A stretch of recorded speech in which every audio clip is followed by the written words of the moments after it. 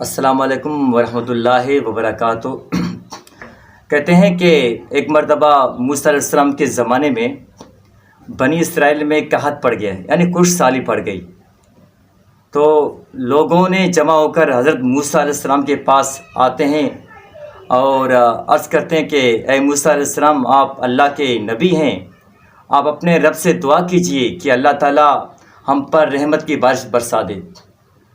تو موسیٰ علیہ السلام ان کے ہمراہ جنگل کی طرف چلے گئے تو دیکھا کہ وہاں تو 70,000 بندے پہلے سے جمع ہیں، بلکہ کچھ زیادہ بھی ہو جائے۔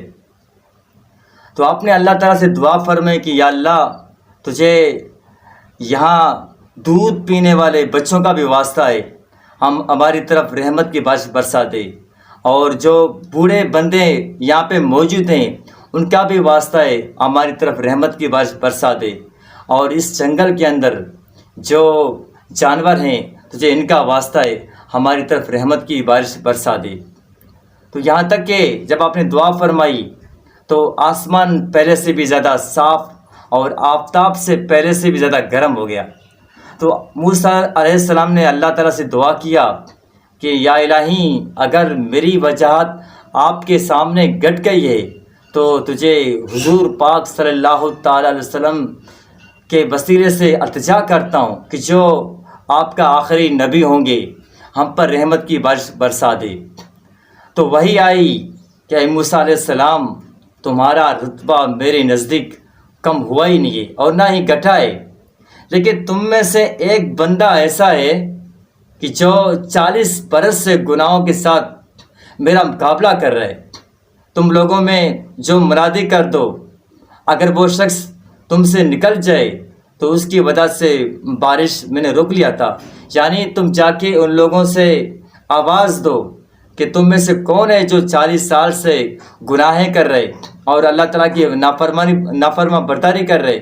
اگر وہ شخص اس جنگل سے نکل گیا تو پھر میں بارش برسا دوں گا۔ تو حضرت موسیٰ علیہ السلام نے فرمایا کہ یا الہی، میں اپنی کمزور آواز سے میں آپ کا پیغام ان لوگوں تک پہنچا دوں گا، حالانکہ یہ لوگ تو 70,000 ہیں، میری آواز کہاں تک پہنچ جائے۔ تو حکم ہوا کہ تم آواز دو اور پہنچانا ہمارا کام ہے۔ چنانچہ موسیٰ علیہ السلام کھڑے ہوتے ہیں اور آواز دیتے ہیں کہ اے وہ گنہگار بندے جو 40 سال گناہوں کے ساتھ اللہ کا مقابلہ کر رہے، ہمارے درمیان سے نکل جا، کیونکہ تیری وجہ سے ہم سے بارش روک دی گئی ہے۔ یہ سن کر وہ بندہ گنہگار چاروں طرف نگاہ کر کے دیکھنے لگا تو دیکھتا ہے کہ کوئی نکلتا ہوا نظر آ رہا ہی نہیں ہے۔ وہ سمجھ گیا کہ شاید میں ہی ہوں جو 40 سال سے گناہ کر رہا ہوں، لیکن اس شخص نے جب دیکھا کہ اس مجمع میں کوئی بھی نہیں نکل رہا ہے تو وہ شخص دل ہی دل کے اندر اللہ پاک کے سامنے دعا کرتا ہے کہ یا اللہ، بے شک میں نے 40 سال گناہ کی ہے، میں نے نافرما برداری کی ہے، میں توبہ کرتا ہوں کہ میں آئندہ کبھی بھی گناہ نہیں کروں گا، یہاں تک کہ سب کے سامنے مجھے رسوائی سے بچا دینا، مجھے شرمندگی سے بچا دینا۔ تو اسی وقت اس بندے نے کپڑے میں منہ چھپا کر اپنے افعال پہ نادم ہو کر کہنے لگا اے اللہ، میں آپ سے بس معافی چاہتا ہوں، مجھے موسیٰ علیہ السلام کے سامنے رسوائی سے بچا دینا، مجھے ان 70 لوگوں کے سامنے رسوائی سے بچا دینا، میں توبہ کرتا ہوں، میں اللہ کے حضور توبہ کرتا ہوں کہ میں آئندہ گناہ نہیں کروں گا، مجھ سے جو خطا ہوئی میں آپ سے دل سے معافی چاہتا ہوں، مجھے معاف کر دے۔